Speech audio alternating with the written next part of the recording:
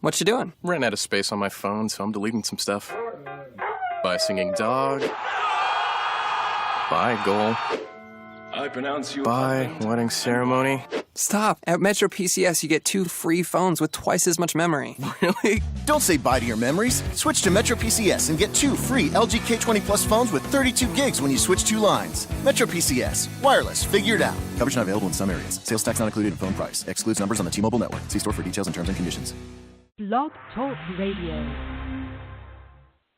Hey, kids. It's Sunday. It's about 10 o'clock in the morning. I don't know why I'm doing a show because I never do anything in the morning, ever, besides sleep.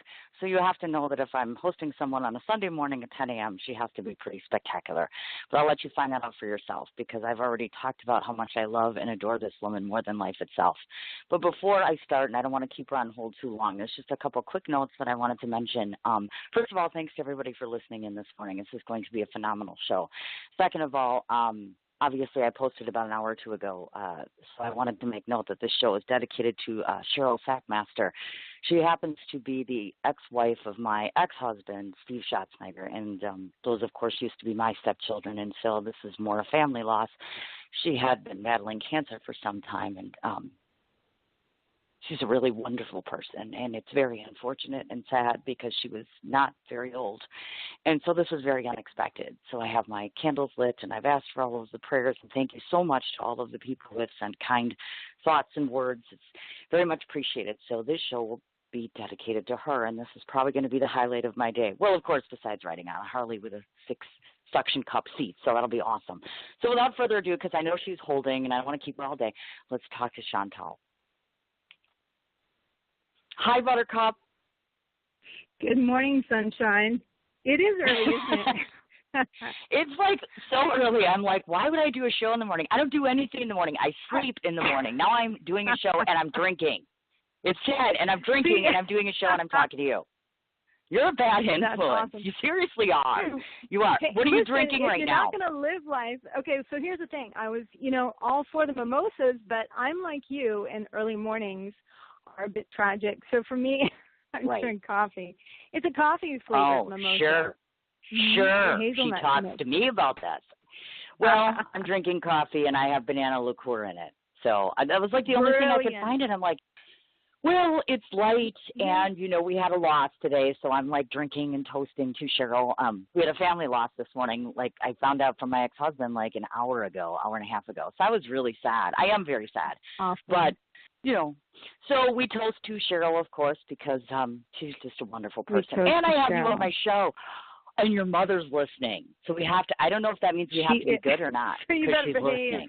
I know. Leona, I'm sorry for anything I'm about to talk about with your daughter if it gets naughty or anything. I'm really sorry. I feel like she's going to punish me or something, right? If I blame her for anything, we... Well, I have a lot of ground to cover. There'll be no blaming mothers today.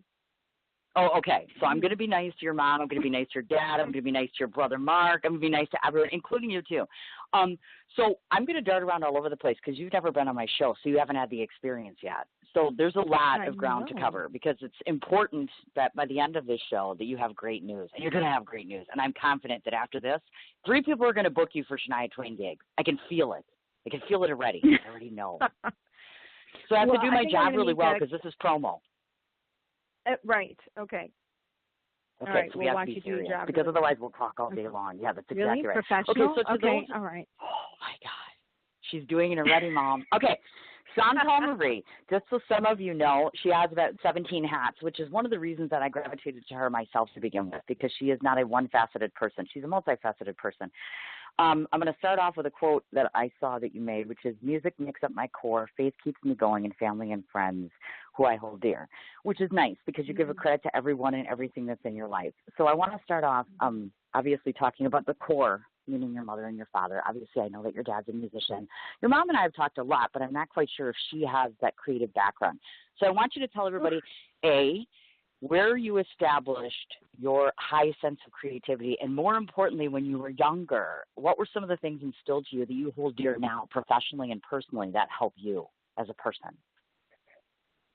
Well, this is funny because I talk about this all the time, although my parents would probably never know that. But growing up in a musical family is completely different than I would suspect growing up in a non-musical family. We have quirks, and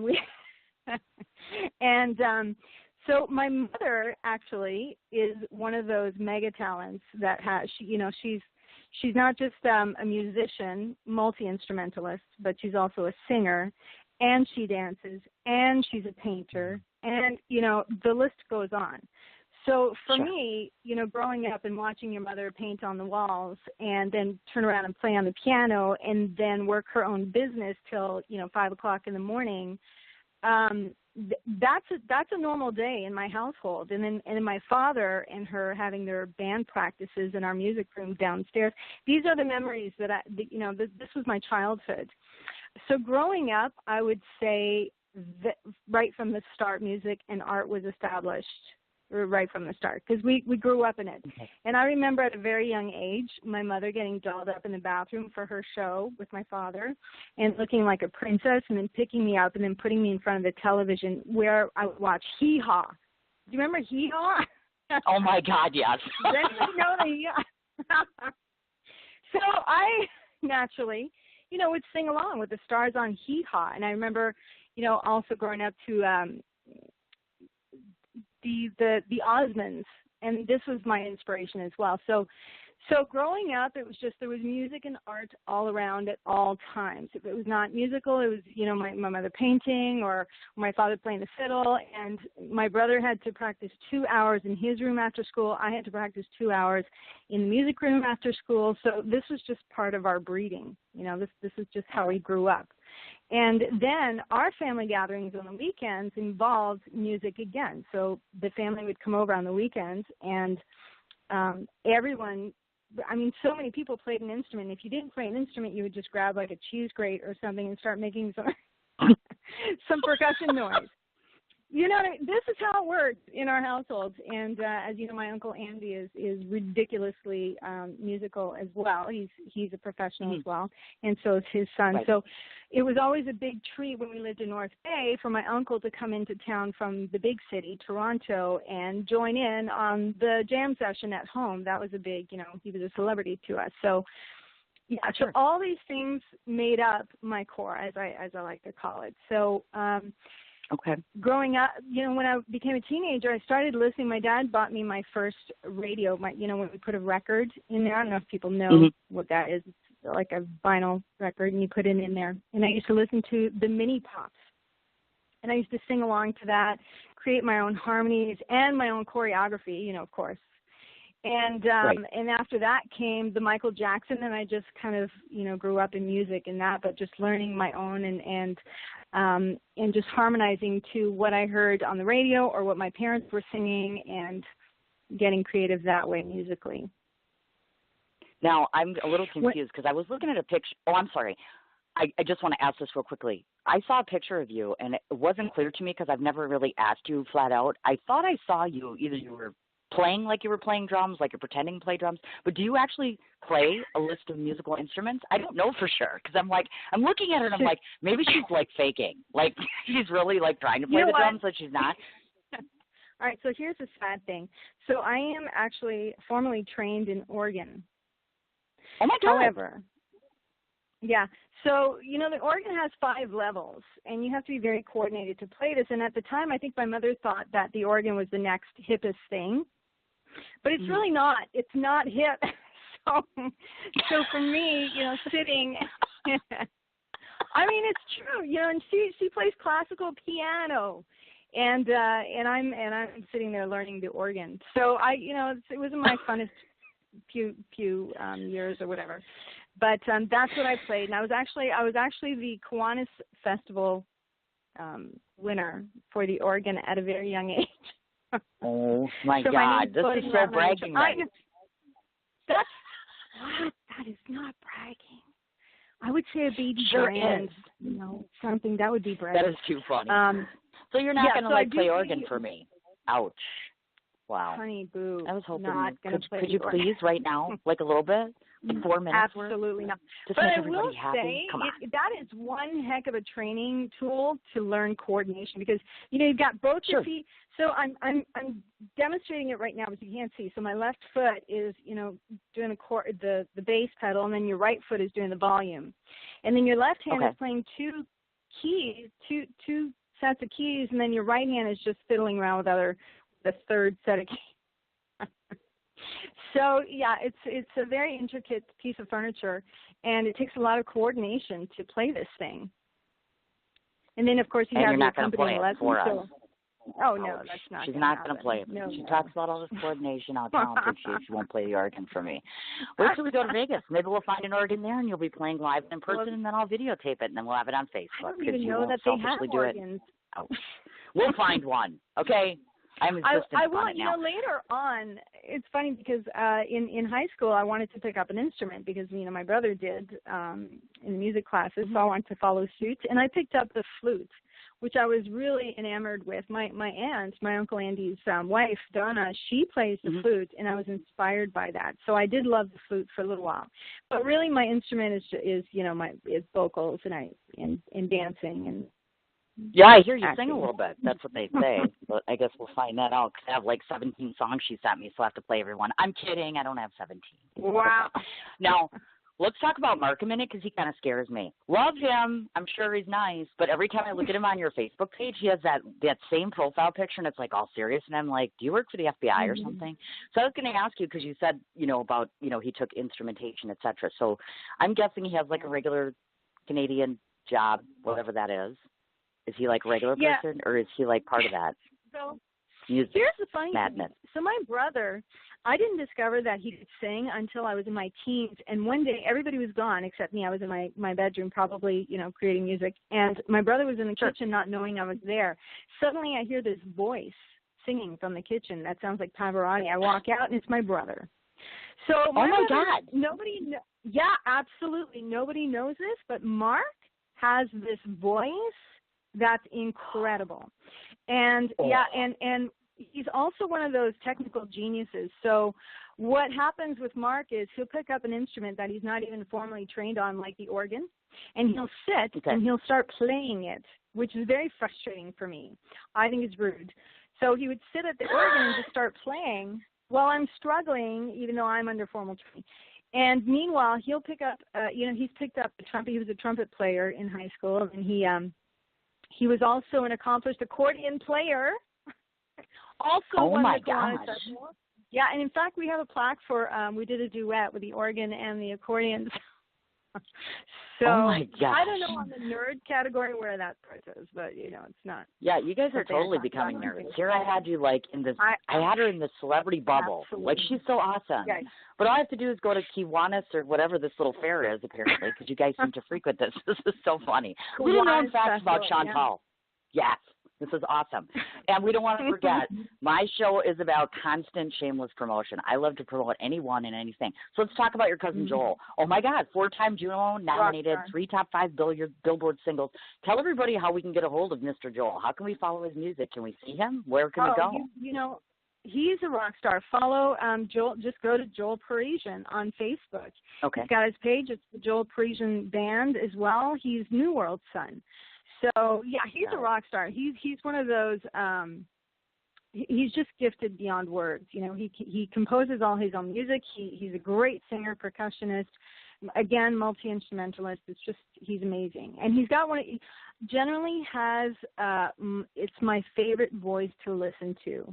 He's very much like his father, Uncle Andy, as far as. And if you ever see them gig together, which is something I would just love to see. They're phenomenal. You see clips every now and then online, and they're hilarious. There's a lot of sarcasm in our family, and that's where the look that you see of Mark's. He does look intimidating, but he's really just a smartass. He's hilarious. And he's brilliant, and it's dry humor, which is what we like to do at home. Is just, mostly, we play tricks on my mother. But other than that, so there's a lot of dry humor. So, oh my gosh, look at that! We take advantage. So anyway, I don't know how I got to that, but my uncle Andy is like that as well. He's very funny, and so when him and Joel perform together, there's just a lot of laughs as well. I've just By the way, did you say the online. word? You just said ass on radio. Wow. Oh, very smart, Alex. Smart, Alex. Good thing it's an internet show. We're a little beyond that. We can't really take that back. However, do you think if I begged Joel, like, he'd come on my show? Because, like, I like rock stars and stuff. Absolutely. And, like, I don't know if I could have, like, pull, like, if I had to beg a lot or something. I love multi-talent. I absolutely love people that have a passion for what they do. And, you know, it's funny. When you were describing Joel, I thought to myself, is she describing herself? Are you unaware? Just throwing that out there. That's funny. That's funny. true. But let's move you should along. absolutely interview him. Yes, I would love to. Absolutely. I mean, maybe you should make an introduction because I'm kind of afraid. You know, I'm not really a people person. It's kind of hard for me to approach people. Just kidding. I'd love to have him on my show. Love, love, love, love, love. I like to promote any and all musicians, as you know. Okay, so moving right along to the next part of our show. Chantal is a native of Ontario, Canada, to be exact. And I'm sure Leona will be excited about this because you, of course, won't be in Canada. I have just been asked and given a press pass to go to the Calgary International Film Festival. Now, is that close to you, to where your mom is now? Do you know Calgary?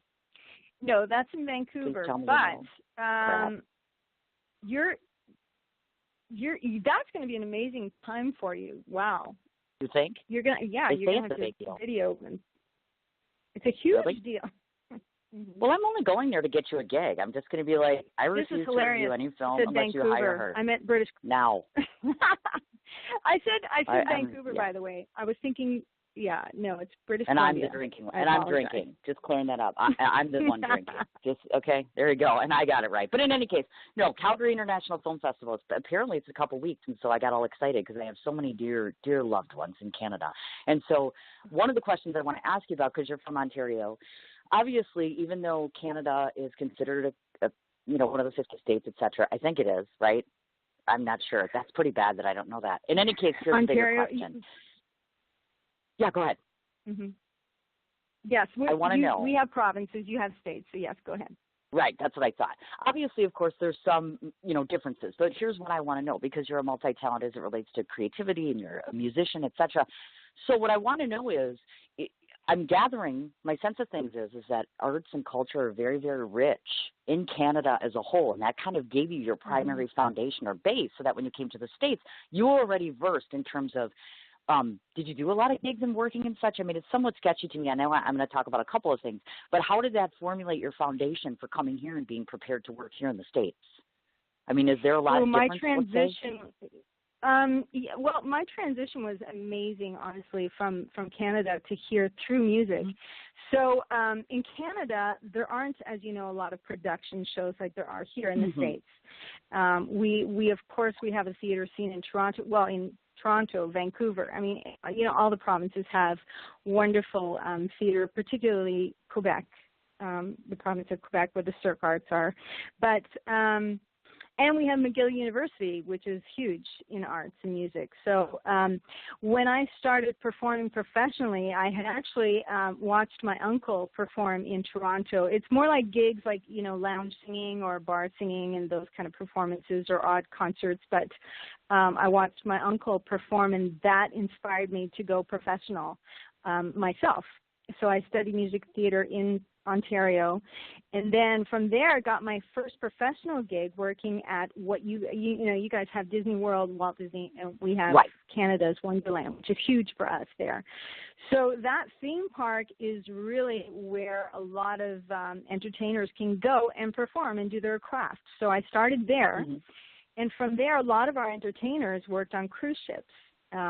And it was just always fascinating to me because these were the only people in the cast that were ever tanned and, had been around the world and the Caribbean. And when you're Canadian, looking at people living this life of luxury on cruise ships and the beach and the ocean and the palm trees, of course you want to join in on that. So I auditioned from there to go work on cruise ships. And I got my first cruise ship in 1994, I think. And from there, I just, that was my transition to the States. I actually, at that time, met who was going to be my, my future ex-husband. So And so after that, wow. that's where I met him. And I was a performer there, which was really, that was, besides the theme park were the best years of my life. And I'm still very dear friends with all of my castmates from those summers. They were just incredible for us. And so from there, I went to cruise ships, which was also equally remarkable, just to be out there and experiencing this. Palm trees, ocean, not a typical day for a Canadian. So when I met my ex-husband, he was from the States, so we moved to the South after we got off ships, got married, and subsequently I've lived here ever since, mostly in the South. But I would say the music, it's mostly the music that was, from my family that just kept me in music and the arts. And then, starting professionally in Canada and then migrating over on a cruise ship to the United States. I mean, it was a perfect transition, really. And what I find interesting, too, is a lot of times there are three components to every Canadian that I ever interview. And I'm not going to lie to you. It's obvious. First of all, most of them are crossover talent, meaning that if they play an instrument, they can also sing. Or they can, if they sing, they can write. You know what I mean? So they're multi-purpose. Second of all, I'm telling you, you people get beat with the beauty stick. And I mean that in the most loving way. I haven't met a Canadian yet that's ugly. I don't know what you people do. I don't know if you drink something that gives you this. No one's ugly from this country. No one. Okay? I'm not going to lie. My future husband's probably running around over there, and I just don't know it yet because I'm too busy going to New York all the time. But I'm going to find him somewhere. And third of all, and I know this doesn't make my country sound terrific necessarily, but the love and the support that I find between talents is amazing to me. The fact that one musician supports another one so well, or one singer rallies together around another one, I find that amazing because that doesn't always happen, So kudos. I mean, that is amazing, and I think that's wonderful. And you set the perfect example for us to be able to do stuff like that. At least that's part of the reason why I created this show, was so that I don't promote just authors, I promote everybody, because it's important. You need a leg up, you know what I'm saying? That's why I'm going to that festival. I'm not screening one festival until they hire you. I'm just going to stand there and be like, I'm not doing anything. I'm just going to stand here until you give her work. It's just that simple. And you're from Canada. This should be an easy sell. Yeah, well, maybe I can get you a full-size poster or something. Or maybe I could just go with you. And then I'm a stalker. And then they're going to arrest me. They're going to be like, she's walking around with all this stuff. She's got a life-size poster, and she's a freak. She's probably chasing her. Just saying. Yeah, because I just wanted to ask about that because I've never been to Canada, so this will be my first. And I have to apply for a passport because now I'm in real trouble. Canada's only 6 hours from me, so I could drive there. But then they won't let me into your country because I don't have this little piece of paper. So now I'm going to have to punch and, apply for a passport and beg and be like, do it. It's worth it. Because anyways, you're going to need it when we go to France. No, they're not going to yell at you, but they will be firm. Let me just point out, a lot of people make fun of the fact that anybody can just walk into Canada. No, we are firm. We will say please and thank you, but we're still firm. So bring your passport. Great. You're going to love it. You're going to love it. Calgary is absolutely beautiful. Well, that's what they tell me, and, and obviously, of course, I'm not going to lie. Of course, I'd want to meet your mother and your father, and there's a bunch of people I've interviewed that I just hold very near and dear to me. So I'm hoping that it works out well. But, film festivals are scary. I mean, that's one of the things that, and I don't know if any of you know this, but I have written 4 films, one of which I would like Chantal to play myself. The hard part about asking someone like you to do that is you're better looking and you're more talented. So it's kind of like having a half-assed version of me. It's kind of like, it's kind of stingy, but it's only really half because she's so much better than me that I can't even compare to the person playing me. That sounds kind of I need to show you an accurate mirror one day. Oh, my God. She's insane. Keep drinking that. Oh, wait, you don't have any booze. Sorry. Okay, so onward and upward we go. So we know that you're a native of Ontario, of course. Now, I want to talk about the theater thing. I've seen you in Hairspray and Wicked and Mamma Mia, which I find interesting. I'm hoping that you're going to tell me that theater is something that you still either want to pursue or trying to still pursue, or is that kind of ship sailed as it relates to doing a theater component of your life? I do love theater. However, it's always theater is short term for me, and so and there's so many things. I love consistency, which is why when I lived in Vegas, and became part of the Legends of Concert show, that was great for me because it's a consistent show. It's a production show that doesn't close. In fact, they're the longest running tribute show in the world. So doing that 6 nights a week, and then having my days to myself, I love that. I love being in a show that is constantly changing, so you don't get stale and you don't get bored of the material, but that is always there that you can continue to do. When you're doing theater, it's the run is a short, most theater is a short term. So I am not a big fan of that. There are certain things, of course, that I would always do, which is, like Cirque shows, that's a different kind of theater, and that is long term. So that's a different thing altogether. But no, what I love, right now, as you know, I made a transition to Florida to join to go back to the corporate world and get involved with media there and publishing. And so I enjoy the fact that I'm able to do that and still perform on occasion when time permits. So recently I did the Shania gig in Kansas City, which was so much fun for me. Then I can come home to my Lily and continue life, and then because I like to do so many different things.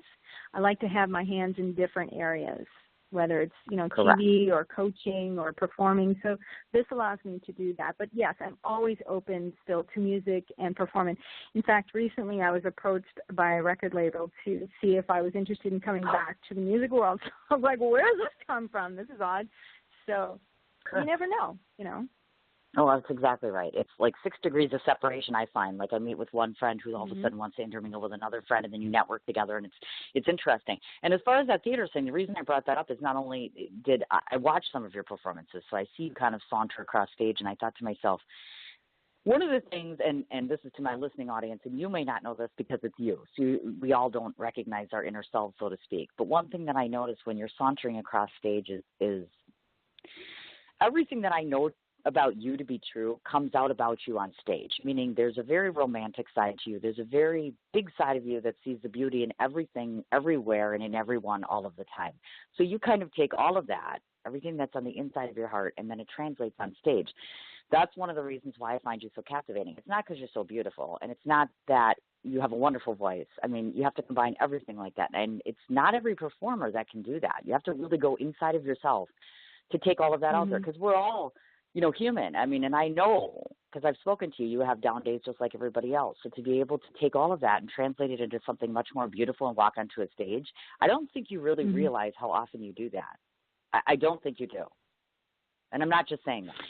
Okay, maybe I'm saying it because I like you. But I'm still saying it because I mean it. But you know what I'm saying?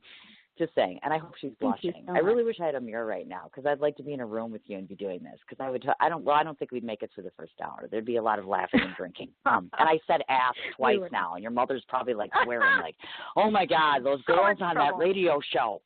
I can't believe it. Okay, another reason to love, hate her. Oh my God, you went to Italy. I am dying to go to Italy. I've been begging to go to Italy, like forever. So love it. Tell me about Italy. Oh, my God, that is the most romantic place in the world, isn't it? It is. And I have to say, Europe in general, I feel like when I went to France and Italy that suddenly I was home. Isn't that odd? All the doilies in my family, like, for my grandmother always crocheted these doilies and put them on the couch, on the on the furniture where your armrests are and your headrest is. And I remember my first trip to France, I remember thinking, oh my gosh, this is where the doilies come from. The doilies and the bread on the table at all times, and the tea.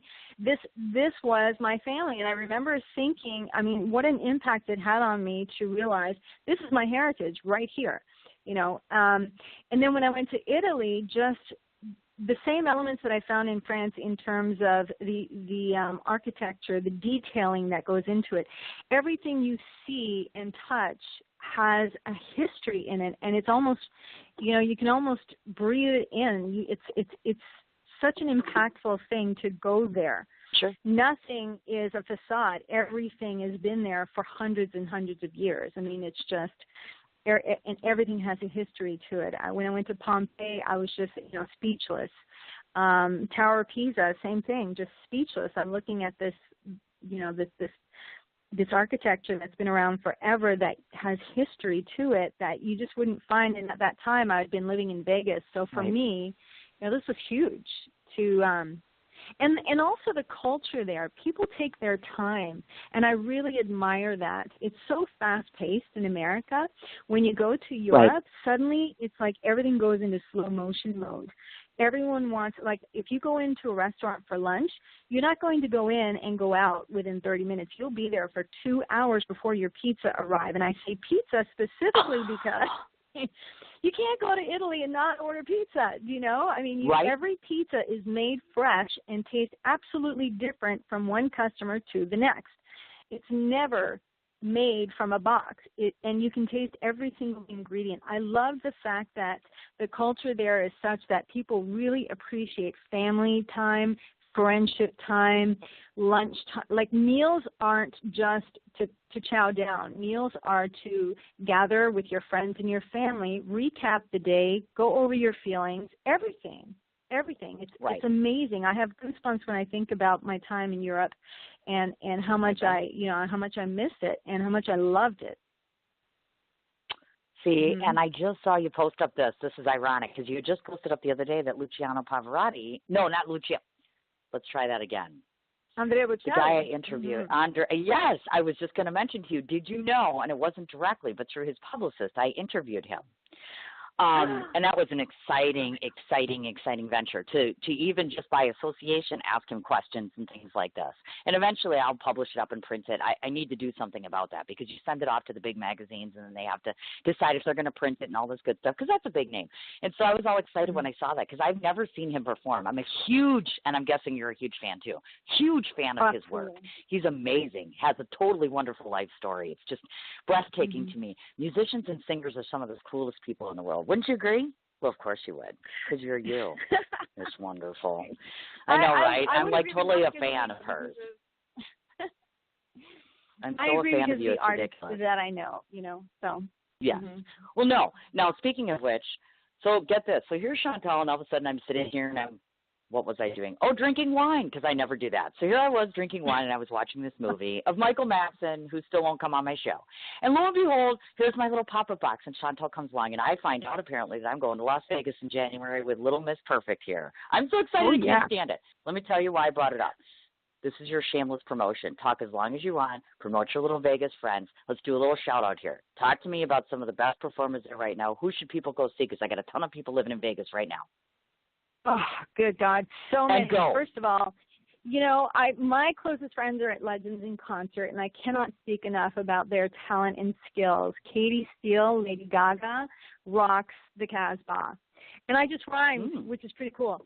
So we're for sure going to see her. Also, Katrina, who plays, Whitney Houston, or Michael Jackson, Damien, and Jason. I mean, there are so many talents in that show that I can't wait for you to see. And it's amazing because people might go to the show and be really blown away by their performance as an impersonator or a tribute artist, but they don't even know the talent that goes beyond that. It's not just impersonation. There's so much work that goes into it, and there are so many gifted talent in that show. So we're for sure going there.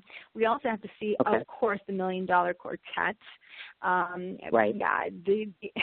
you can't miss the $1 Million Quartet, and I'm a huge fan of that show. So we're going to go there and see all the talent that goes into that show as well, including Cole, who you should probably interview. And we're going to probably see some Cirque shows. We just, there are so many things to see. We could spend a month there. We could literally spend a month there and do all this good stuff. Can we meet pretty boys too, like cute boys? Can we see cute boys too? I'm single. We can. Again. Shocker. What's sad is that my girlfriends go to Vegas and they're looking forward to this, but unfortunately they're not on our team, so we can't. We can look for something. Yeah. And then of course we have to see one of my dearest friends who plays Rod Stewart. I mean, John Rod. Oh yeah, I saw him. Yes. Phenomenal. I want to meet him. That's awesome. See. Yeah, and he actually performs as well with Harry Shahoyan at another casino as well, just outside of Legends as well. So we have to go see them. What I love to do with John is when because he looks like Rod Stewart all the time.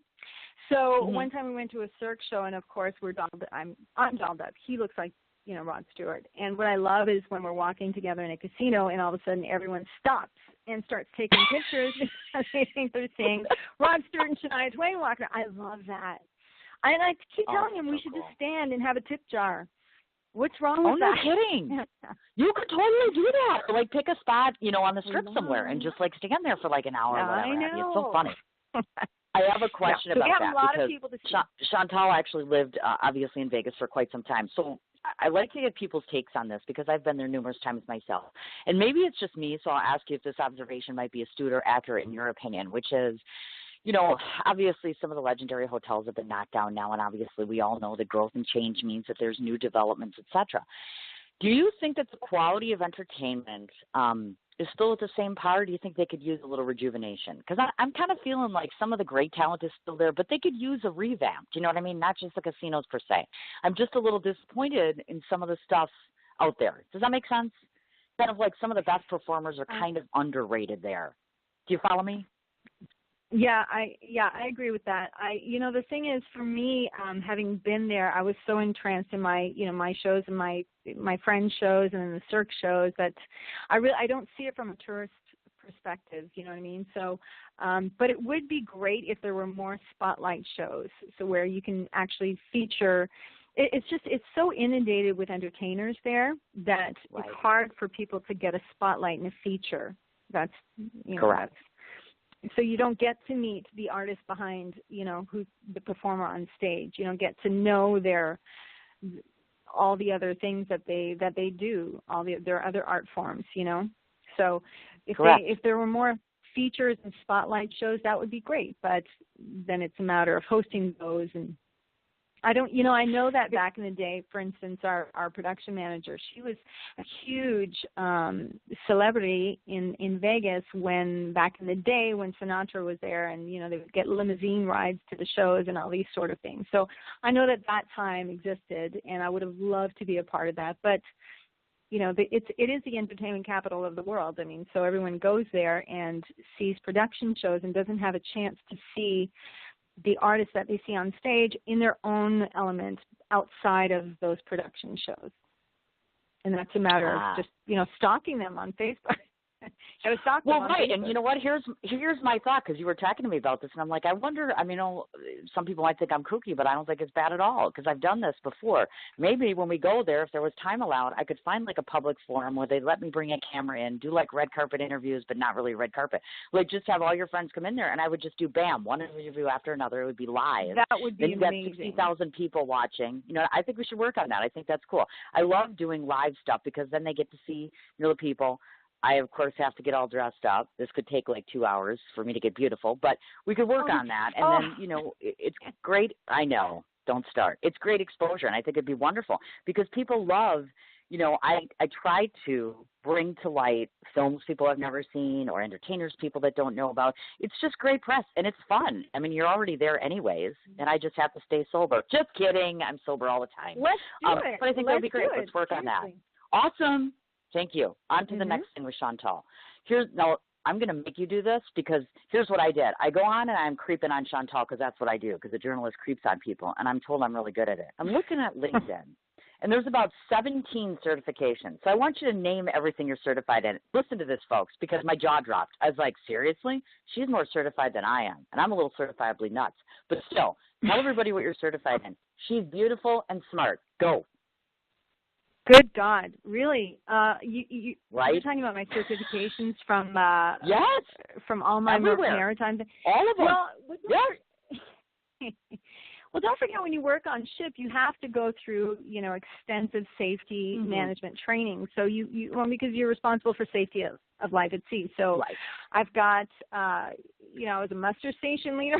Is a certification in safety and social responsibility, and then survival techniques. I actually went through basic Coast Guard training when I was on a ship out of Hawaii. That was traumatic. I actually wore a fireman's outfit, and then we had to crawl through a black maze, which is, on your hands and knees, crawling through. Yeah, if you've got claustrophobia, this is not the place for you. And I remember saying, but I'm a singer. Why do I?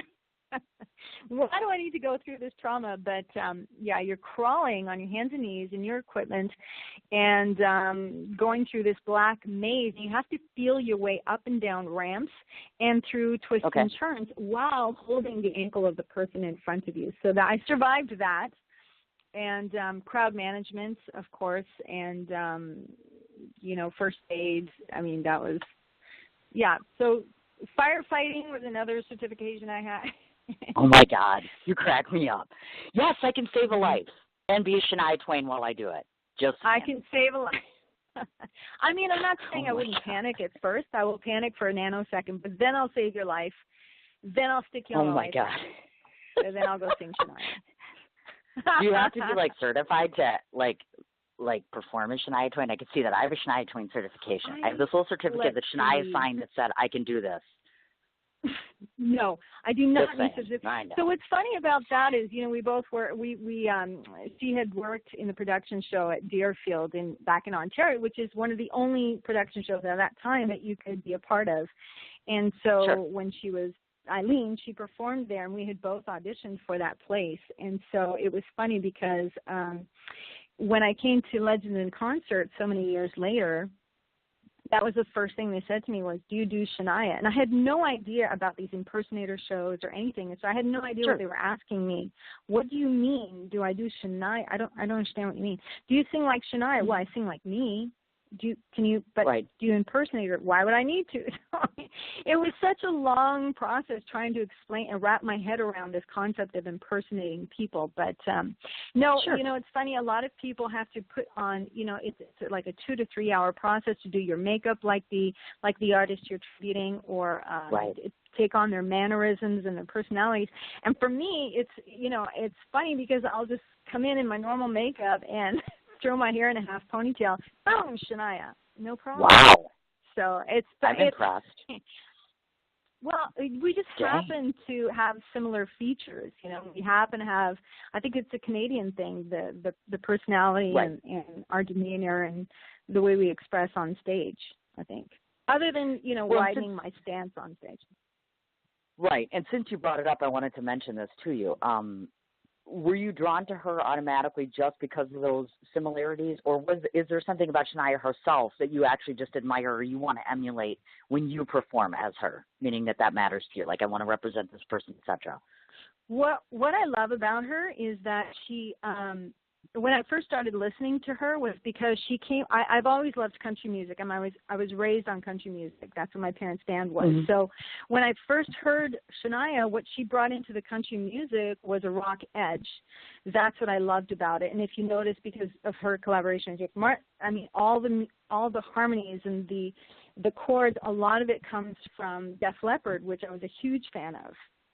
So musically. So when you start hearing country music that has the same sounds as Def Leppard, for me, that was a great combination, and I love that edge. I loved watching her when she did the halftime show in all leather, that whole matrix look that she has.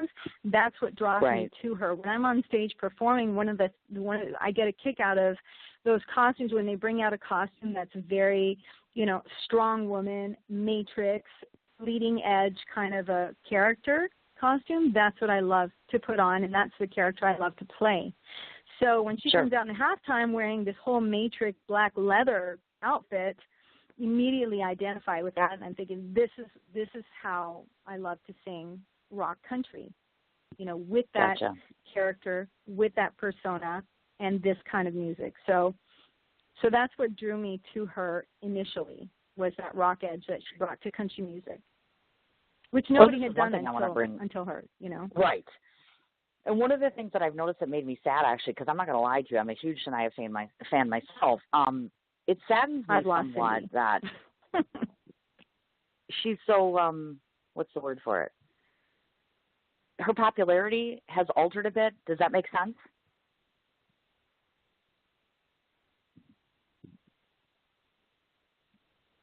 Hello? Hi. Hello? Hi. Did I lose you there? Yeah, that was strange. You can hear me now, right? That was weird. Yeah. Yeah. Okay. Well, here's the story, or here's the question I was going to ask you is, I've noticed that, obviously, of course, Shania's had her own personal problems with her marriage, et cetera, and such, and now she was so wildly popular, and I feel like she's kind of lost some of her fan base. Do you know what I'm trying to say? Like, and of course, I know over the evolution of time, people get popular and less popular and such, but I guess I haven't seen her out and performing in a while, and I wonder what's kind of happened to her. Does that make sense? Or is it just me? No, it does. I mean, she, that the music that she wrote with and produced with Mutt, I mean, it just launched her, and so she she's been able to live off that forever, and people love that music. So, of course, right now, I mean, she's writing some more music. You can see that she's in the studio again, which is great, and I'm looking forward to that music. Right. But I mean, it's going to take a lot out of you, I'm sure, anytime you go through that transition. Oh, I imagine. Definitely, without a doubt.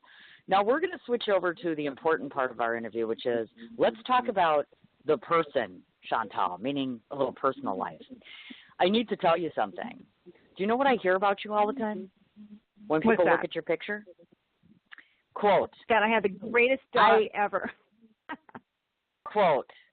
I could never be with that girl because I could never measure up to her. She's amazing. She's beautiful. Does she have any idea how beautiful she is? Do you know how many men I know that want to date you? Where are you reading this stuff? Hello. It's called a personal message, email, etc. Do you know that girl? Well, no shit. She's on my Facebook page. Oops, sorry. But I'm like, you would be amazed. My mother's... Oh, my God, your mother's listening. Oh, crap. Sorry, Leona. Oh, my God, no, I feel like my mother's listening. But no, seriously? Okay, so we're going to do a little bachelorette thing right now for the next 60 seconds. So to all you boys that are listening in that like Chantal, I'm going to give her 60 seconds to talk about her likes or dislikes and what she's looking for in a mutual partner. And go. Wow. Okay, so, I think that the gentlemen that I relate to most are people who are transparent, artistic, and I think a little alphaness, right, Cindy? Ooh, alphaness is good. Yes, because alphaness, if you notice, is lacking these days. So I would say that those are the gentlemen I'm typically interested in. Okay. Yeah. Do they need to be of your like mindset, meaning do they have to be performers? Because sometimes performers dating work and sometimes it doesn't. You know what I'm saying, right? So, I mean, do you need it to be somebody who's in your field, or would you prefer otherwise? I go more about like being able to relate to life experiences. That's what interests me.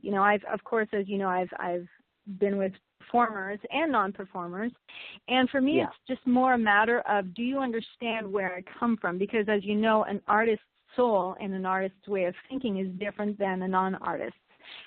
Everything is, I'm sensitive to things. And so I look at things and I look at the beauty in it.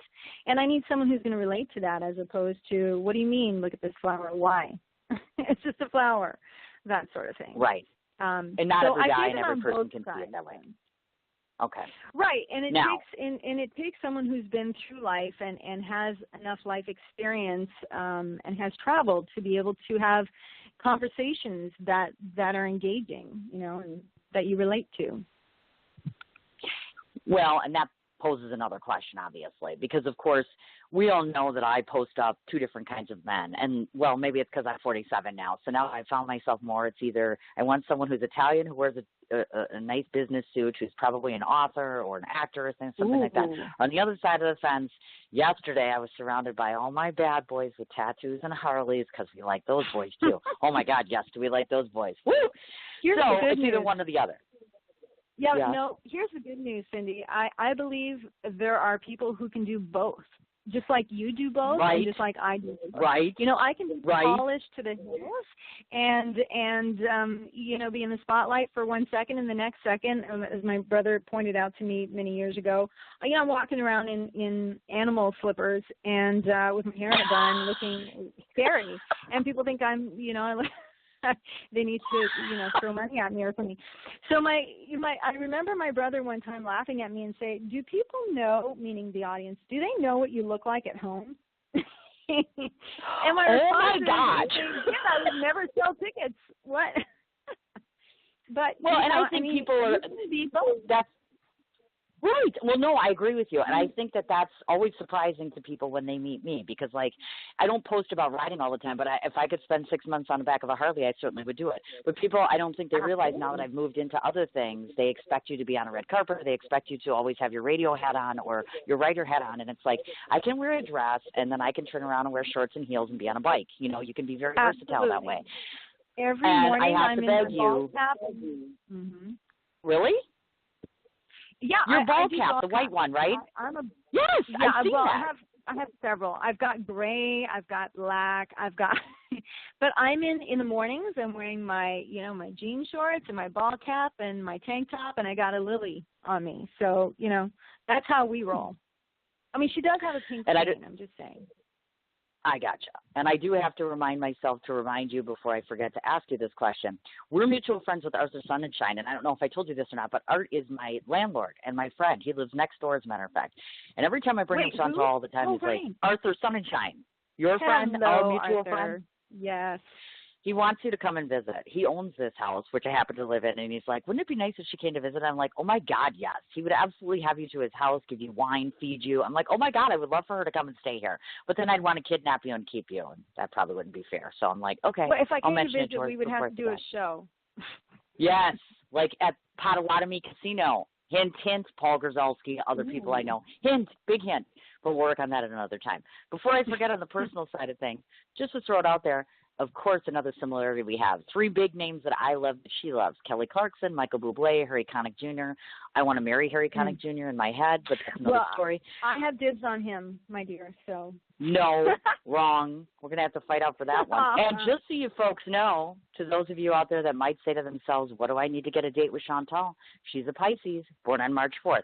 What I like about this is, and I'm sure you're going to say yes, I'm going to venture to guess that almost every quality of a Pisces is something that you possess because you're a water sign, obviously. So, of course, intuitive, self-sacrificing, sensitive, sometimes even psychic, so they say. I'm not so sure you're psychic, but, you know, that sort of good stuff.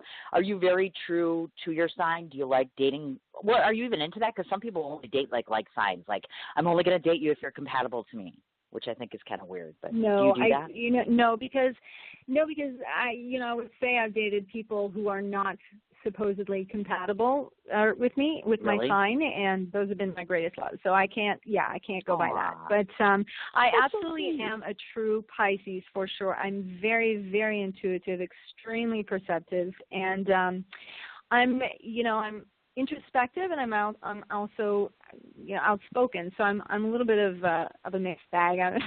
Life is a box of chocolates. I've got his accent.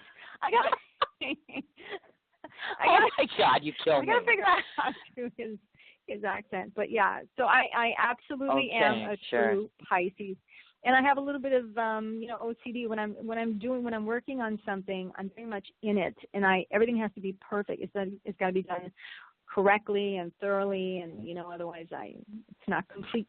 So I think that's also my gosh, listen to this. Though. Oh, definitely. I would agree with that. And boys, let's not also forget, and this is some seriously profound Chantal. She put this on her wall, and I was like, she is so smart. And get ready for it, folks. So boys, if you want to get her attention, guess what? Take a wine glass, put it in a hot tub, and make it float. Because Chantal puts this big post up like, did you know wine glasses float in hot tubs? Like this profound. I just figured it out, kids. Yeah, that's right. Take that wine glass, put it in a hot tub. I can't tell you how exciting that night was. I was laughing all by myself. And this is the thing. I don't know if this is a normal thing or not, but I like to make fun of myself constantly. So I will sit there, do something completely ridiculous, and then just laugh at myself for an hour. And then I have to email someone or text someone of what I just did. But that was one of those. Sure. My arm got tired, and I thought, this is ridiculous. Why not just set it down, see what happens? Boom, floating wine glass. It's like, and look at how proud she is of herself. I mean, see what I mean? It's so funny. And I didn't know that. I'm going to try that, seriously. Or like when we go to Vegas, let's find a hot tub. I want to see if it works. I do. No lie. It works. It works. And even someone said to me, is it stem down? Yes, stem down. See, we are educating people right this minute. See, now you know why I wanted you on the show. Because if you didn't come on the show, people would know this. Okay? I have I have a wealth of information like this, just these random facts. Oh, yeah. See, we need to have you come on every week for like the little Chantal segment. We'll have you do like a 10-minute segment of useful information that people need to know. Or little Shania facts. You can come on with, did you know this about Shania? And then let me tell you about me and how we parallel. Just a thought. Okay. Obviously, in your course of time, because you have traveled all over the place and you've worked with so many people, two of the things that stood out to me and all the people that you've met so far, and I'm going to ask you about this. First of all, you're friends with Neil McCoy. I like him. Did you know that? I like him. He's amazing. Love him. Have you interviewed him? No, I wish I could. Oh, you should. He's amazing. I'd love to. I would absolutely love to. But more importantly, you were working across the sexiest human being on a motorcycle ever. Can you say Maroon 5? Adam Levine saw this little note. She's like, I'm working across from Adam Levine. She just says it like that, like, I'm the shit. Thanks a lot for inviting me. Oh, my God, him. He's hot. Oh, my God, your mother said that, too. Yeah. But he's hot. The guy's hot. Married, but hot. So tell me something. Out of all the people that you have obviously worked alongside or with, et cetera, in terms of what society calls celebrities per se, who was the one that you were most excited to meet, or the one that you felt honored or privileged to get to work with? Ooh, wow, that's a tough one. I know. Yikes. You know what? For everyone that I've met, there's typically been something about them that I admire, but there have also been some people that I didn't admire, honestly. When that I met, really? And like, wow, you're a facade. Well, because I like people who are genuine, right? True, not just a facade. And some people that you meet who are celebrities are just a facade. So I don't particularly spend a lot of time with them. But I will say, since you mentioned Neil McCoy, he is he is genuinely through and through a good guy. He's humble. He helps people. He's very personable, relatable. I mean, he's just a great guy, really. So I guess since you mentioned him, he would be one of them. Oh, of course, definitely. And I'm going to assume, because you never talked about it, that you haven't met Shania, have you? No, I never real life have. Shania. No, I never have. And it's funny because I took on, after she left from Deerhurst Resort, I was on a ship at the time, and I got a phone call from that company asking me to come in and be a part of the cast. So I did that, and shortly after I left, apparently, then she went back and did, I think, I guess she was interviewing for her or taking shots or whatever for her autobiography. So it's funny because she'll go somewhere and then I'll go, and then she'll go somewhere else and then I'll follow. It's just a coincidence, but it's funny. No, we've never met. Okay. Yeah. I got it. Yeah, well, and we'll have to arrange that. That'll be on the list too. Shania. Well, there you go. Yeah. That would be awesome, wouldn't it? Like if you showed up in Las Vegas and she'd like show up there, and then it would be like really weird for me because then I'd be like, oh my God, Shania. And they're both in the same room at the same time. And then I'd have to like leave. It would be too weird for me. But no, wouldn't that be awesome? I mean, I think she's fabulous. And she's so beautiful for a woman who's, and I want to say aging because that makes her sound old, but she really is a very beautiful woman. Just very, very nice looking lady. Just my opinion. Yeah. What can I say? Yeah. We are Shania fans. Yes. We are totally Shania fans. So here's an interesting question. If you didn't look like Shania and you didn't respect her and admire her and know her music, etc., would you want to impersonate or would you want to portray someone else, do you think?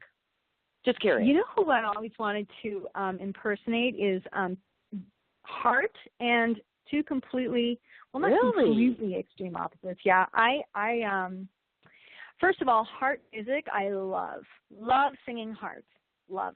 And, because it's raw, it's rocked, it's edgy, but it's also, even though they sing rock and with edge, there are genuine emotions, like soft emotions involved in the song. So I love that. I love that vulnerability, even when you're singing a rock song.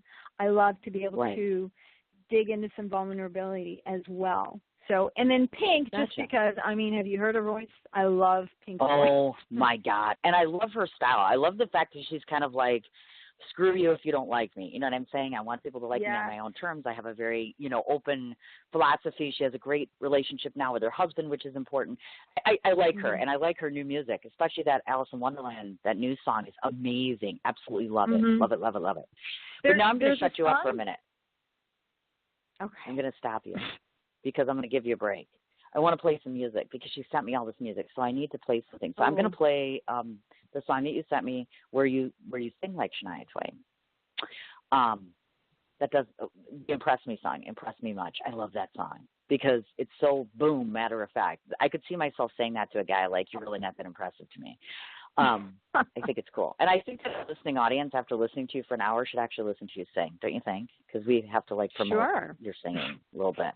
Okay, so this is Chantal as Shania. I'm sure you've heard this song before. So everybody just listen and you give yourself a break for what is it, a little under 4 minutes. And I'll grab myself another drink. Oh, sorry, Mom. I didn't say that either. Okay, here she is as Shania.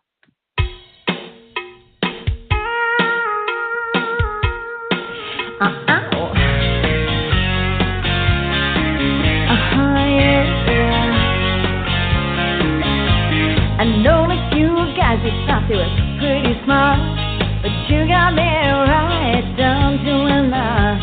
You think you're a genius, you tie me up the wall. You're regular, original, know it all. Oh, you think you're special. Oh, you think it's something else. Okay, so you're a rocket scientist. That don't impress me much. Oh, you got the brain, but have you got the touch? Now, don't get me wrong, yeah, I think you're alright, but that won't keep me warm in the middle of the night. That don't impress me much. Yeah. I never knew a guy who carried a mirror in his pocket and a comb up his sleeve. Just in case, and all that extra whole gel in your hair, I like it, but heaven forbid, it should fall out of place. Oh, you think you're special. Oh, you think it's something else. Okay, so you're Brad Pitt. That don't impress me much. Oh, you got the looks, but have you got the touch? Now, don't get me wrong. Yeah, I think you're alright, but that won't keep me warm in the middle of the night. That don't impress me much.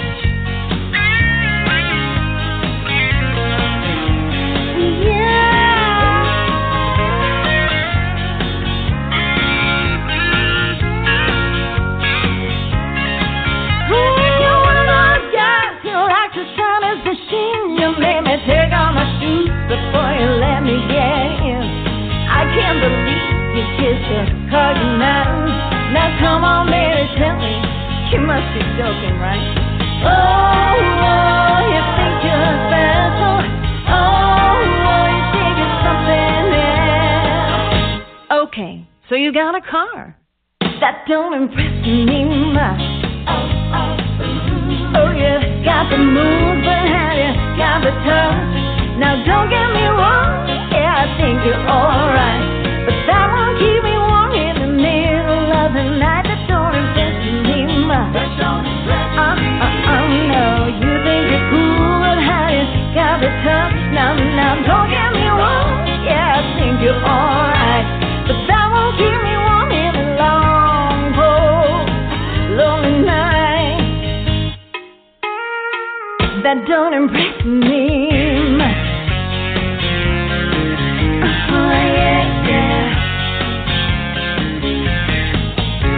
Okay, so what do you think? You're Elvis or something? Whatever.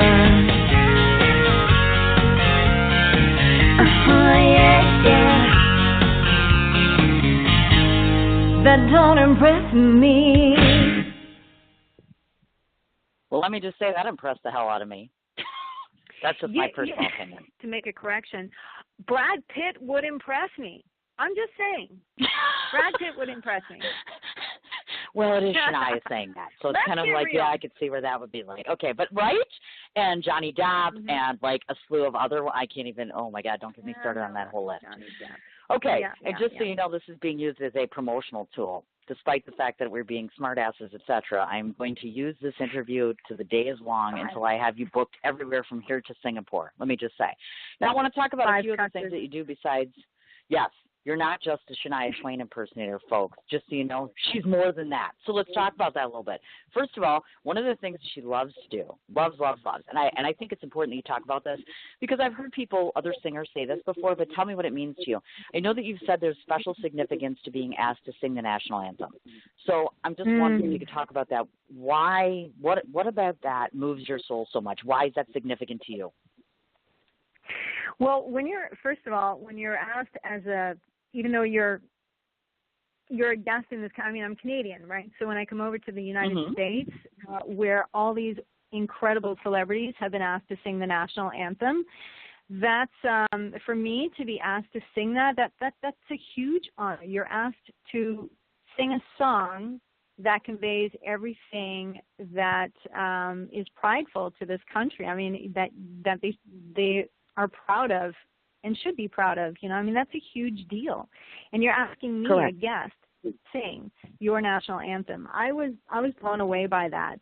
I don't know what it feels like to be an American being asked to sing that, but as for me, and especially since I'm also a Canadian, that was a huge honor.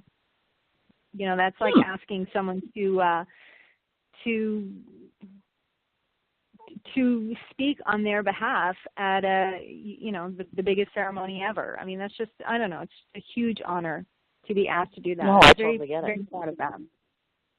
And I know other friends have said the same thing, so I totally understand that. I mean, I also look at see the celebrities who've done it. Oh, I know, right? And not only just the Super Bowl, but just all over the place, like hockey games, other things like that. It's become so synonymous. It is a rite of passage is what I call it in terms of that you're getting somewhere when you started out doing it or at some point in your career you've done it because the symbolism surrounding the music, of course, and the song. And I agree with you 150% on that. It's so close to everybody's hearts. You can't, you can't take that lightly when you're asked to sing that song. And, of course, you just hope to God that you don't mess up the words. You're like, no, I agree, so much 100%. To so many people. It stands for so much, yeah. And quick trivia, because I am a journalist, but that doesn't mean I know everything. I saw a picture of you, and you were donning a showgirl outfit. So I was just wondering, since I have considered trying that for a weekend, have you actually done showgirl work while you were in Vegas, or in general during your career, though? Or is that just a picture of you dressed up as a showgirl? No, well, first of all, back in the day when you were on cruise ships, we had the showgirl outfits where you were wearing the beaded headpiece. Now the beaded headpieces are way lighter, but as you can also imagine, and you've been to Vegas, so you can see it's not as prominent as it used to be. So back in the day, the headpieces were huge creations that were, anywhere from 7 pounds onwards on your head.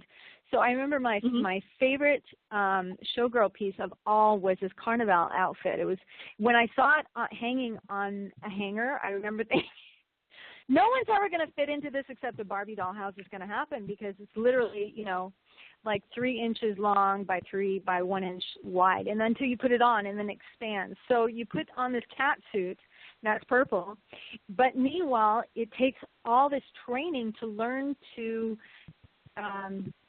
tip, in other words, walk perfectly on stage in heels wearing the headdress, which was at this particular costume was, at least 7 pounds, if not more.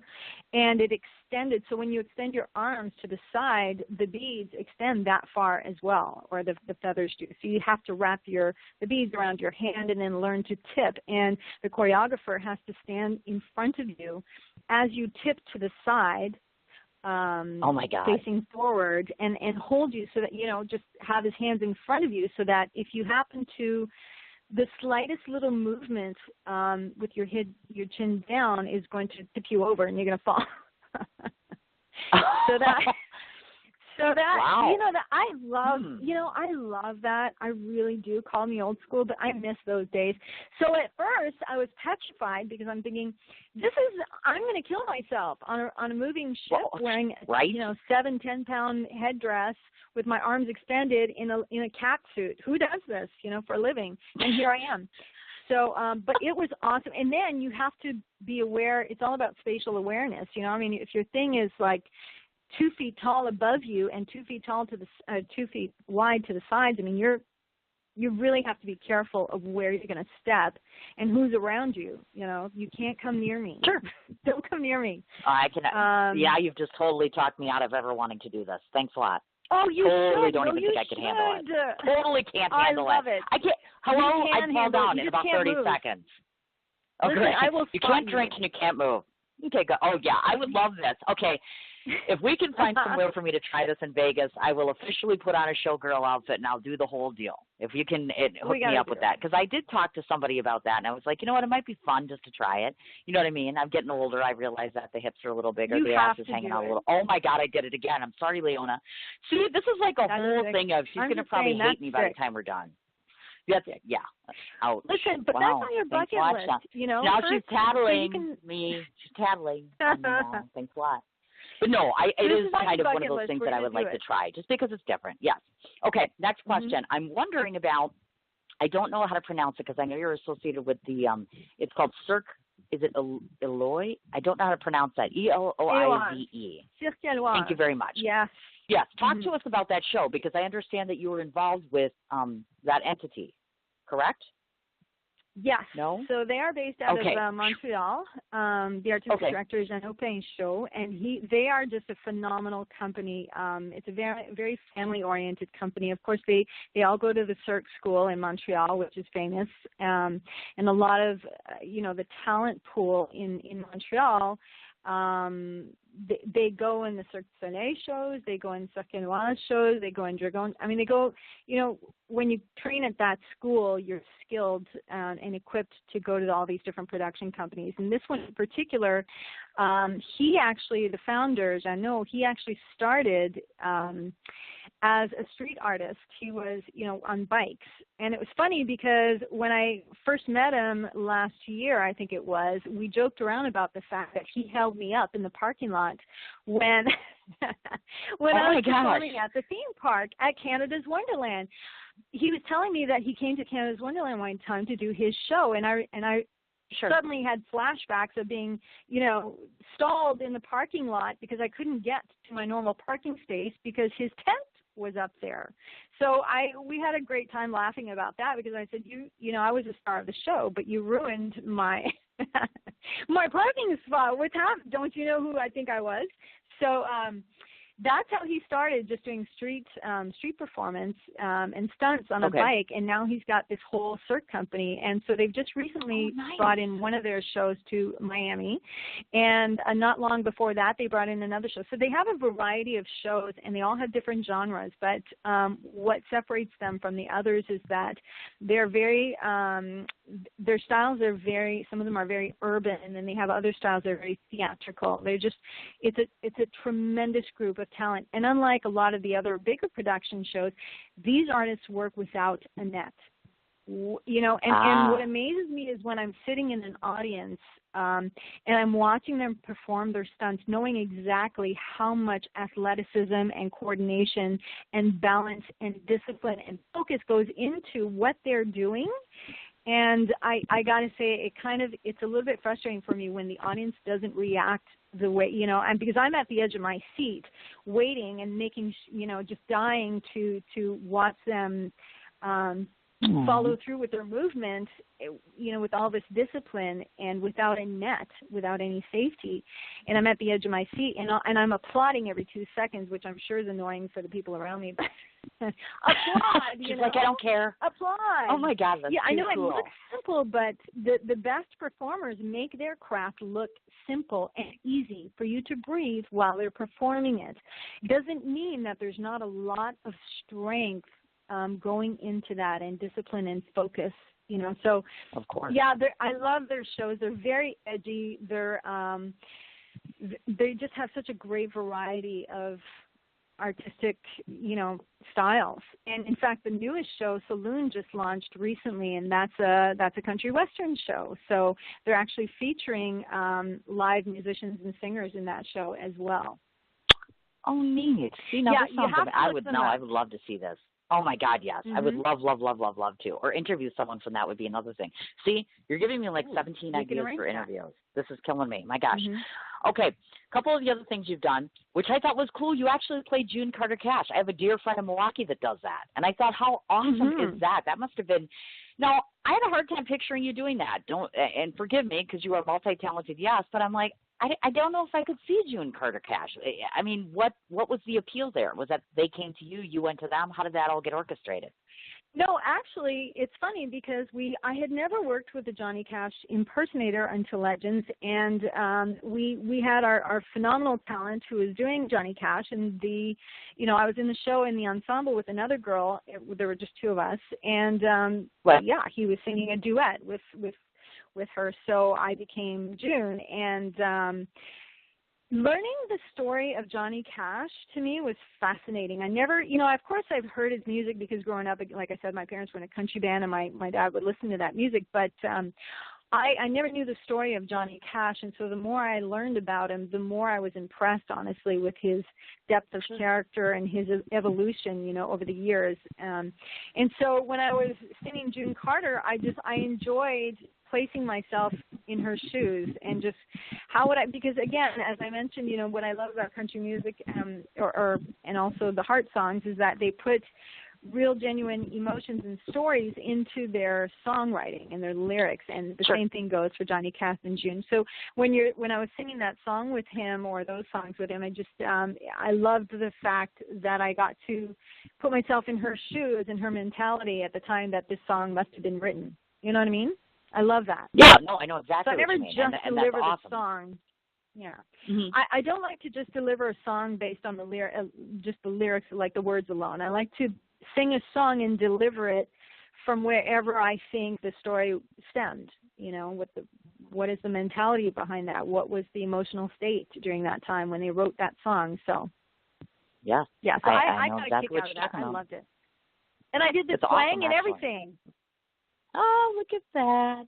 See? The she's twang so and the yodel. You just want to pinch her little cheeks like, oh, that little Chantal, so cute. My gosh.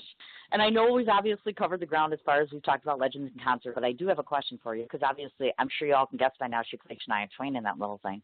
And I know, of course, what you mentioned, you were at the Kansas City Casino in June. So here's my question relative to the Legends show.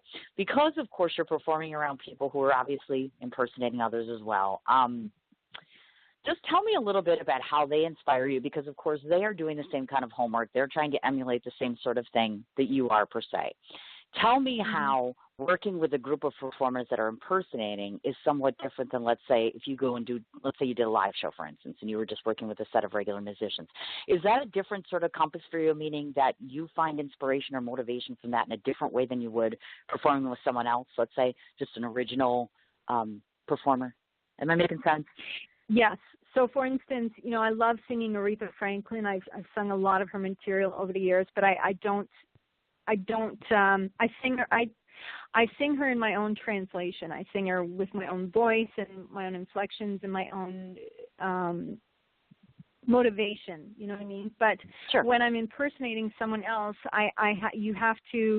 there's an art form to impersonating them and paying tribute to them with respect and with maintaining the integrity of their persona and their character and their thought process. So when for instance, my girlfriend who does Lady Gaga or Madonna, Cody Alexander, these people, when they impersonate the artists, they really, there will be pictures on our mirrors so that you can not just draw out your makeup and your face to look like theirs, but you're also getting into character of theirs. So you're not going out there and just pretending to be someone at one layer. You're going through deeply, So what I love about this is all the work and the study and the discipline and, again, the focus that goes into everything that you do, the way you position your hands. Even for me, when I'm doing Shania, she has this thing where she will specifically hold her three fingers together, whereas the index finger stands alone when she holds her palm up to the audience. So this is something I have to, that I have to replicate. Because people who are in love with that artist or people who listen to that artist or follow that artist, they want to see a tribute a respectable tribute to that artist. So they want to see you come out and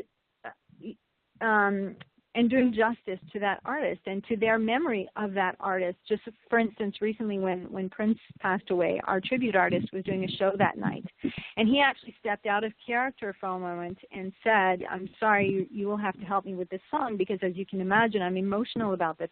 The tribute artists that I've worked with, they spend their entire lives or much of their lives dedicated to the art of paying tribute to that artist, whether it's Whitney Houston, Elvis Presley, Lady Gaga, Madonna, there's a lot of work that goes into it, rather than just finding your own inspiration and motivation to deliver a music piece that you love. It's you're having to deliver the character, the inspiration of that artist. You have to read about them and find out what motivated you to write this song and deliver this song that way. We also have an adult, so there's a lot of work that goes into it, besides just costume and makeup. Does that answer the question? My God. It totally does. I totally get what you mean. Now I want to talk about something else she does, because there isn't 50,000 things we've talked about. One of the things that I think is really cool, which I've done before, which is, of course, hosting. Like, you have hosted things. Like, I just saw the pictures and such from the porthole party that you did. Talk to me in terms of how much of your life nowadays is doing the hosting / I know you've done spokesmodel promotional work before, things like that. Is that something you still want to keep as a base, or you kind of want to steer away from that, or where are you at with all of that type of work? I always enjoy hosting on TV. So that's something that I do with my work now, but not as much as I used to, and I would like to, get back into hosting that more often, time dependent. But no, I love hosting on TV. I especially love talking about a product that I firmly believe in, or a service that I firmly believe in. So that's something I really enjoy. And I feel very comfortable on camera. So for me, it's not like one of the things I love to do is coaching people on camera. And I can see when people are stressed out and tense about it. And I just feel natural on camera, and I enjoy it. So that's a form that, I would love to keep doing. And I do some odd stuff for different clients on the outside, but not as frequently as I used to. And the red carpet, the hosting, the hosting the live events, those are for, of course, the company that I work now full time for. So, and those are just fun. Those are just, motivating people on the, on the carpet to speak about how they feel about the event or what they're looking forward to, that sort of thing. Oh, definitely. Now, this interesting little tidbit I found, which I didn't know about you, because there's a notation here. Talk to me about the diamond charm bracelet, the concept, because there's a notation about that. And I was like, I didn't know about that. So let's talk about that. Well, and that's also part of the, that's in the cruise ship world / luxury brands and jewelry.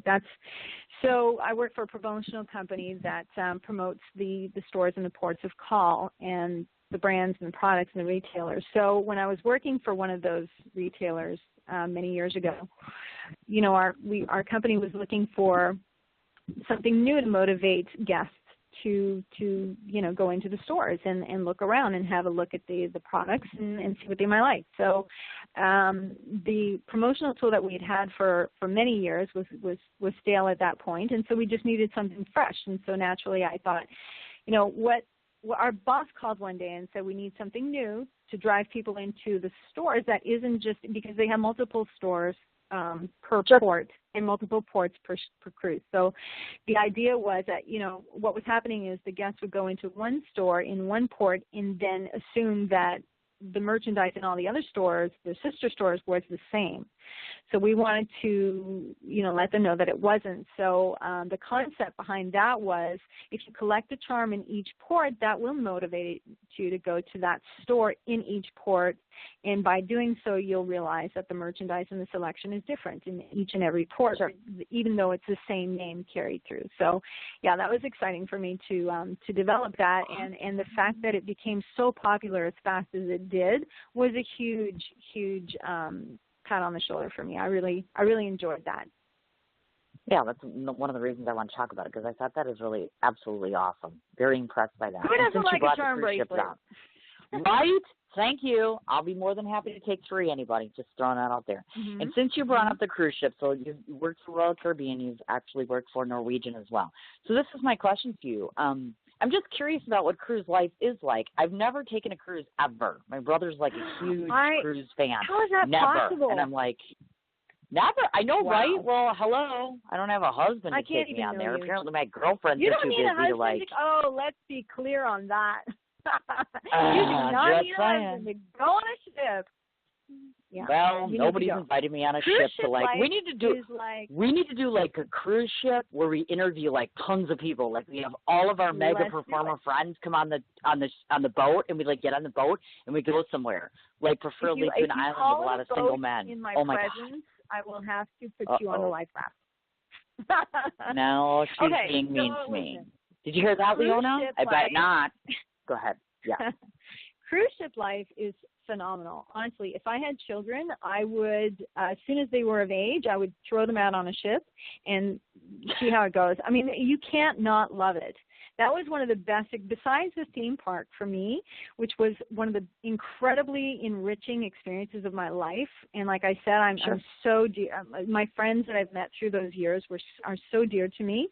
The cruise ship life was the same thing. You know, when I went to music theater school, there was no time to have fun. I know a lot of college kids they go to college and they're partying out there. I couldn't do that because I had 12 hours of shin splints and acting classes and dance classes and vocal classes and emotionally distressing classes, you know. So I didn't get to play. When I went on my first cruise ship, that's when that happened. I discovered all these frou-frou drinks. Oh my gosh. It was amazing. So, you know, milkshake, alcohol. It was incredible. I want to go now. I will say I also gained like 16 pounds and I got written up for that. But other than that, it was a great experience. Oh my God. I got written up for that. I gained weight and they wrote me off. Apparently my costume mistress, you know, had to let out my costumes a couple of times for Molly alcohol. Oh my God. So anyways, sure. Nevertheless, I thought I looked very healthy and but cruise ship life is one of a kind. Seriously, this is a lifestyle that I can't speak enough of. It's just, you know, waking up in a different port each and every day, living this life in paradise is amazing. So you meet people, the people that you meet on a ship, they stay with you as friends throughout your life. I have friends now that I met back in 1994 on ships that we are still very, very, very close. I mean, it's a one-of-a-kind experience. I compare it to college life, but for, you know, adults. Oh, my God. Yeah. That's it. We're still doing that now, too. Great. So now we have Vegas. Now we have the cruise ship. Oh, my God. There's Italy on the list. So many places, so much to do. Now, the last thing I want to talk about before I play your other song, your responsibilities, and I've never really heard of this before, and I'm not a village idiot, but I want you to kind of further explain in case somebody out there might need or utilize the services of a, quote, performance coach, end quote, because that's another thing that's on Shania/Chantal's list here is that she utilizes herself as a performance coach. So tell me specifically, day in and day out, let's say, for instance, what exactly you're responsible for in that capacity, meaning what do you offer people, what do you do, and what do you enjoy about doing that sort of teaching per se, because I love to teach. Okay, so I was a television director for children when I was younger, when I was in Toronto, and I fell in love with this idea of teaching people how to perform in front of the camera in live. And for me, I grew up with it and I studied it, and that's what I do professionally. But to people who don't come from a performance background, when they have to present something live, do a live presentation, whether it's a sales pitch or a motivational thing, or they have to deliver a script on camera, or they have to deliver a song, and they're not, they haven't built up all that vocabulary, that performance vocabulary yet. This is what I specialize in, is helping you to deliver the message effectively with all the emotion and the enthusiasm that you need to deliver it effectively and be captivating. So I've worked with some people who have never before had any performance, but they were in sales positions before. But now to be a salesperson versus being a sales presenter is a completely different dynamic. Now you're having to do your little sales pitch that you do one-on-one. You have to do it in front of possibly 500 people, maybe less, maybe more. So that can be very intimidating for people. And one of the things that I love, I've worked with, attorneys, I've worked with doctors. One of the things that I love is when I am manipulating, like physically manipulating them, I will have them present in front of me, and then I will go behind them and manipulate their body so that you can feel with your eyes closed the power that you get from placing your hand this way or your arm that way or your feet this way. You know what I mean? Wow. There's a lot of body language involved in presenting effectively. And when I'm able to make someone feel the power from a certain stance and that resonates in their audience, when you can, that moment where you can feel or you could hear a pin drop in the audience. That's what you get out of effectively presenting with that stance. And so when I'm able to manipulate someone and I can see their reaction and they're looking at me and telling me, I never knew I had this power in me. I never knew I could just literally just extend a little bit, and this is the feeling I would get from it and the energy I would receive from the audience. That's the moment for me that's completely I absolutely adore. When they can feel that power themselves and take that with them beyond just presenting, but in general, if they're lacking confidence in general, this they can take with them and apply it elsewhere, everything that they learn with me. That's what I love. I love seeing them transform and feeling proud about their achievements and feeling good about themselves again. That's my greatest, that's the biggest thank you could get.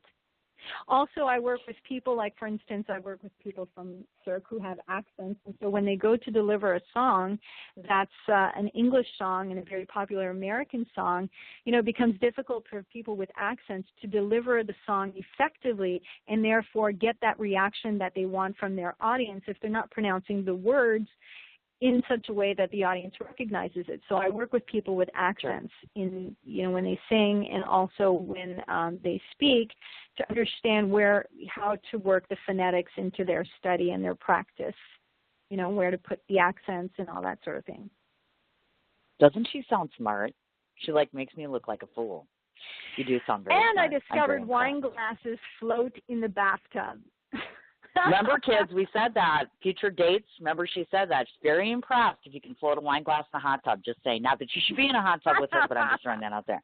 So now you're going to do an intro to this original song, Does He Know? Because that's what I want to play, obviously. Tell everybody what this song is about. Which one? Does He Know? That's what I'm going to play. Oh. That's what you sent me. Remember? Oh, you are. Right. Did you not want me to play it? That was a while back. Well, that doesn't mean that you're what are you, not the same person anymore? Oh, no, I am the same person. It's funny because, we never, that is a raw copy. We never did, we never did finish recording that properly. That's a raw copy. But, if you don't want me to play it, I won't. Well, I don't have to play it. Maybe you can do just a chorus or something. But the premise of the song is, again, I'm all about, it pains me when I see a woman who doesn't recognize her value and her worth. So for me, when I see that in other people, when I write a song, it's usually based on something I'm feeling and experiencing at that time. And at that particular time that I wrote that song, I knew this woman who was so smitten by this man, and it just, and then weeks later, her heart would be broken because what she felt was going to be the real deal just fell apart. And I kept seeing it happen over and over again. So I wrote this song because I was thinking, here's another, I can relate to this, where she thinks this is the one I can actually introduce to my family. And I was wrong. So I wanted to convey that in a song that, to just learn your worth and understand your value. Is what the song is about. But we don't we don't have to play it. If it's raw and you don't want me to play it, I don't have to. It's your call. It's your song. Sitting right here, I can play it if you want. I could say, no, we're not going to play that one. I mean, if you can get to the chorus, sure. No, that's all right. We don't have to play it. That's fine. I'm okay with that because, anybody that's listening already heard her just say that she does write original music. So her limitation isn't just to, I'm going to perform songs that obviously someone legendary has done. She is also more than capable of writing her own songs. So there are only 3 things we have left to do, because I've kept you for an hour and a half. I am shocked. Not really. I could talk to you for hours. But unfortunately I can't, because I'd end up drunk and hungry, and that can't happen because I have to go we'll on a motorcycle. I know. I have to go on a motorcycle yet. I have to go to a boat party today. I have to avoid my stalker. Wow. So much to do in so little time. Yeah, well, what can I say? I'm living that life. A few things that I want to do. First of all, because I know she's listening, so let's address Leona real quickly. This is what I want to say to your mom, because I know that she's listening. If it wasn't for her, I couldn't remember if I met you first or your mother first. You met me and first. I'm pretty sure. Are you sure? I thought it was your mom. Am I wrong? We're not going to discuss. Okay. We're not even going to discuss how we met, but okay, no, we're not. Except for the fact. But yeah. Nonetheless, this is what I want to say to Leona. Leona, I want to say thank you very much. The woman that I'm interviewing on my show today could very easily be my sister. She's very beautiful and very inspiring and very passionate and very motivating, and I'll tell her all that at the end of my story. But the reason I'm addressing you, Leona, is because if it wasn't for you and your wonderful husband, there would be no such thing as Chantal, and the world is a far better place with her in it. So thank you so much for that, and thank you so much for your wisdom and your guidance and listening to me and talking to me and being my friend. I cannot thank you enough for all of that, and myself and my children just adore you. And I'm really hoping and praying when I come to Canada for this festival, you'll be able to find some time to be able to meet me in person, because that would just touch my heart very much. Now, back to you, young lady. There are 4 places that I found that we, meaning me and everyone else that's listening in, can find you, which is you have a personal Facebook page. Now, her name, folks, is Chantal, so it's Chantal, and there's her middle initial L, and then Marie. That's her personal page. And then she also has chantalmarie.ent, which is her entertainment page. So basically you can keep track of what she's doing, where she's going, and what's going on. Of course, obviously, legendsandconcert.com, and of course on YouTube as well. Is there anywhere else that people can find you, watch you, see things of you, find you on social media? Did I miss anything? No, I have to say I'm not a huge promoter on social media, to be honest with you. It's one of those things that I always meant to do, and I just never seem to have the time. So I got really anxious and excited about it when I first launched my page, and then after that I kind of got busy traveling. So I'm not that great, and I don't engage on Twitter either. I'm sorry. I know I'm not. Yeah, cool. I did notice that, and you don't do the Instagram thing. She's not tweeting, and she's not doing Instagramming or Snapchat. Can't do it. Can't do it. Okay. There's too much Kardashian out there, so I can't. But, oh my God, yes. Yeah. And I'm on my LinkedIn. And I'm my LinkedIn. Yes, I did. Oh yeah, LinkedIn. I forgot to mention that. She has a LinkedIn profile as well, actually. And I'm really proud of us. I think for first thing in the morning, we did really good. Like, nobody fell asleep and nobody did anything out of the ordinary. I swore too much. I'm so sorry. Your mother's going to hate me. Well, but I think we did really well. It's fine. It's fine. It's well, yeah, that's not bad, actually. It could be worse. We'd be talking about inappropriate boys that are pretty naked. Oh, I did not do that. Okay, so the last part of my show is going to be the hardest for me today. Believe it or not, this is one of the hardest interviews I've ever had to do. They're always the most difficult. The closer someone is to me, the more difficult it is for me to interview them, because it means a great deal to me that I do you justice and that I do my job right, and that I make the world see you as I see you. My show always includes me getting to tell you what I think of you. So I get to shut you up and tell you what I think of you. And I really hope I get through this without crying, because I've been trying to figure this out all morning, how I was going to do this. So here it goes. So these are my impressions of that beautiful Chantal Marie. We've been friends for a long time, and I have yet to meet you. I have yet to see you in person, and I'm so very excited to have that opportunity. And let me tell the listening audience why they should know you and why they should follow you and why they should think you're as extraordinary as I do. One of the first things that I noticed about you and your family in general is that glowing, effervescent light that I talked about at the beginning of this show. You possess one of the finest souls that I have ever seen in a woman, and you radiate this glow about you. And it's not just in the way you sing, it's the way you talk, it's the way you carry yourself.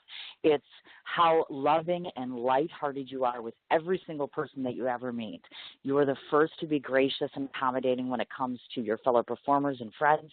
You're the first person to recognize the talent and the trueness of another person. You are class to the ultimate epitome. Everything, every way you look, every way you dress, the way that you present yourself in a personal light, in a professional manner, the way that you do your job, the way that you stand, and you look so beautiful, and you have no idea that you are always the most beautiful person in the room. It is such a privilege and such an honor to call you my friend. It's even more of an honor for me to have a platform by which to show everyone. So, you are so sweet, Cindy. All I can say is that I love you, and I'm very proud of you. So that's my little spiel on her, folks. That's it. My dear, you are such a beautiful. We've got to get you an accurate mirror, and I'll be more than happy to build that for you. You're killing me. My goodness. I'm only as good as what's around me. Well, and what you build, you build a lot. You build a lot. You know, we could write books and books about everything that you do. So we need to get you an accurate mirror, which I will build. I would like that. Yeah. And when we get to Vegas, we will, be able to show more people about Yeah, well, we're going to go to Vegas. I think it would be neat. It'll be a neat experience, definitely. But and I meant what I said. Yeah, go ahead. Well, maybe we need to also go to Italy together. I'm just saying, throwing it out there. Oh my God, yes! I think that would be so totally awesome. And I meant what I said. I'm going to use this show as a marketing tool because there are people that are all over the place that I meet now, and not just in Canada necessarily, but it's all over the place in the 50 states and such that are always looking for talent, that are looking for things. There's the movie that's coming up that I hear that I'm doing. I need you to write a song for me. There's much collaboration that will happen, and folks, just that you're listening in, you should know this first and foremost. I think the paramount of my show has been built on the fact that many of the people that I interview have become very close to my heart. I love them very much, and I work and collaborate and network with them. So always, always, always never take advantage of the relationships that you build on social media and otherwise. It's so very vital and so very important to support one another, especially independent artists. You guys do not get enough credit, nor do you get enough working work, so to speak. So I hope, if anything else, I can keep you far more employed, of course. That we both find pretty boys that are really cute that we can date. Wouldn't that be lovely? Then we'll be planning weddings someday. And I'm sure Leona would absolutely love grandchildren now, wouldn't she? Well, more grandchildren. Whoa, settle down. What? I'm just throwing it out there. It's one of those things. What can I say? So now I have to put my food together and stop drinking and take a shower and blah, blah, blah, and do all that fun stuff. Right. But this was the highlight. I can't even thank you enough for doing this. This was a privilege. It really was. And I hope I've done well for you. I hope I did well. You did wonderful. You did wonderful as always, Cindy. You're so intelligent and so insightful, and you just do so much work all the time. You're brilliant. Me. So she likes me. She likes me. I don't like God, you. She really I love you, me. darling. I love you. Okay. Now get the hell off my show. I gotta go and do stuff. Thank you. Go do your anytime. thing. You are more than welcome. Anytime. And stay in touch, and let's start planning our date for the weekend. I'd appreciate it. Doing it. Okay. Okay. I love you. I'll talk to Bye-bye. you soon. Love you too. Is she not phenomenal? Chantal Marie. One more time. She's on YouTube. She's on LinkedIn, legendsinconcert.com, Chantal L. Marie, and then chantalmarie.ent for her entertainment page. Once again, as I said, thank you so much to Chantal for coming on the show. I apologize for I had to stop talking because I had to cry thing, but I knew that was going to happen.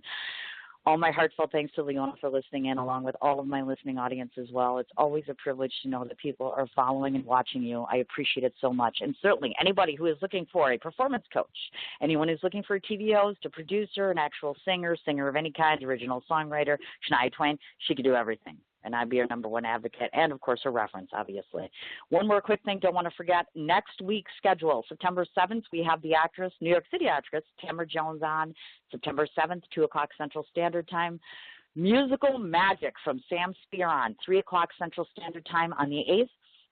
And then on the 9th, we have business owner Rashid Stevens, which is 1 o'clock Central Standard Time.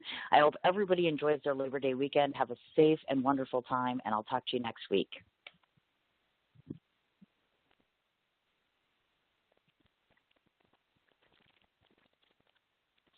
What you doing? Ran out of space on my phone, so I'm deleting some stuff. By singing dog. By goal. I pronounce you. By wedding ceremony. Stop. At Metro PCS, you get 2 free phones with twice as much memory. Really? Don't say bye to your memories. Switch to Metro PCS and get 2 free LG K20 Plus phones with 32 gigs when you switch 2 lines. Metro PCS. Wireless. Figure it out. Coverage not available in some areas. Sales tax not included in phone price. Excludes numbers on the T-Mobile network. See store for details and terms and conditions. What you doing? Ran out of space on my phone, so I'm deleting some stuff. By singing dog. By goal. I pronounce you. By wedding ceremony. Stop. At Metro PCS, you get 2 free phones with twice as much memory. Really? Don't say bye to your memories. Switch to Metro PCS and get 2 free LG K20 Plus phones with 32 gigs when you switch 2 lines. Metro PCS. Wireless. Figure it out. Coverage not available in some areas. Sales tax not included in phone price. Excludes numbers on the T-Mobile network. See store for details and terms and conditions.